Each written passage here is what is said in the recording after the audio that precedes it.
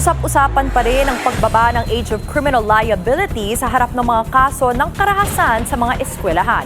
Pero ayon sa mga otoridad, may bagong banta na mas kailangang tutukan. Ang detalye sa exclusive agenda report ni Ched Gatchalian. New online threat. Ganyan ang tawag ng PNP Anti-Cybercrime Group sa Nihilistic Violent Extremism o NVE. Ito raw ang nasa likod ng ilang serye ng karahasan sa mga eskwelahan. Ayon kay PNP ACG Director Police Major General Wilson Asueta, target daw ng NVE ang mga batang gamer na may pinagdaraanan o nasa isolation. Ang umano'y grooming nangyayari sa online gaming at messaging apps. Ng gaming nyo, you will be invited for a chat platform. Lipat kayo, doon kayo magkaroon ng communications. Yung groomer will provide you materials. But itong groomer, they will keep you providing materials, entice you to do something sometimes violent or you will be forced to do a task. Sabi ni Asueta, ngayong taon lang nagsimulang maitala sa Pilipinas ang mga kaso ng NVE. Nasa 21 na menor de edad na ang kanilang nasagip sa pamamagitan ng pagpigil sa kanilang makakuha ng armas at maisagawa ang kanilang planong pag-atake. Kung hindi natin yun na-rescue, might result also to violence. Yung na-rescue namin successfully na talagang sunod-sunod in 4A. Ilang mga gamit na nakuha raw ng PNP-ACG sa mga biktima sa mga unang rescue operation ay mga damit na konektado sa NVE concepts at mga armas na gagamitin sana ng mga na-rescue'ng minor de edad.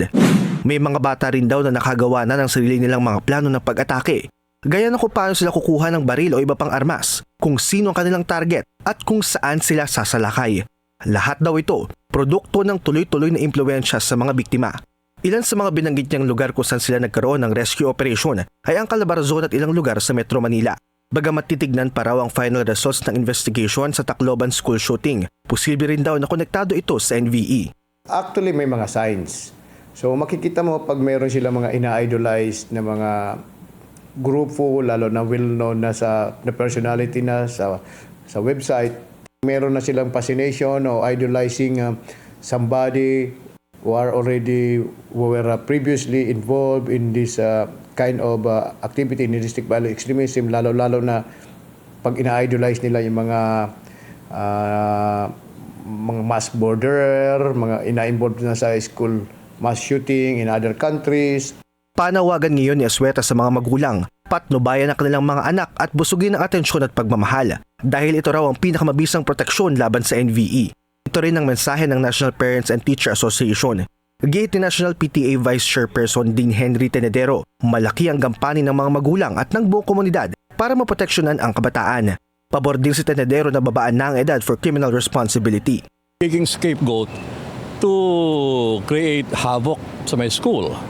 Anong edad, sir, tingin nyo ideal?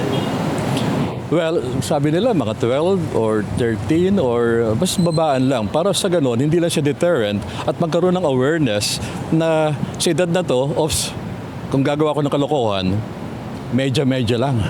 Pero hindi sang-ayon dito ang isang psychologist. Their brain are still malleable. Their brain are still sensitive, no?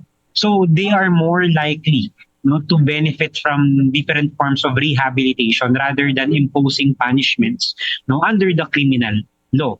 Dagdag pa ng psychologist, mas dapat daw pagtuunan ng pansin ang mga grupo o individual na nag-iimpluwensya sa mga bata na gumawa ng karahasan sa gaming communities. Para sa Agenda, Ched Gatchalian, Billionaire News Channel.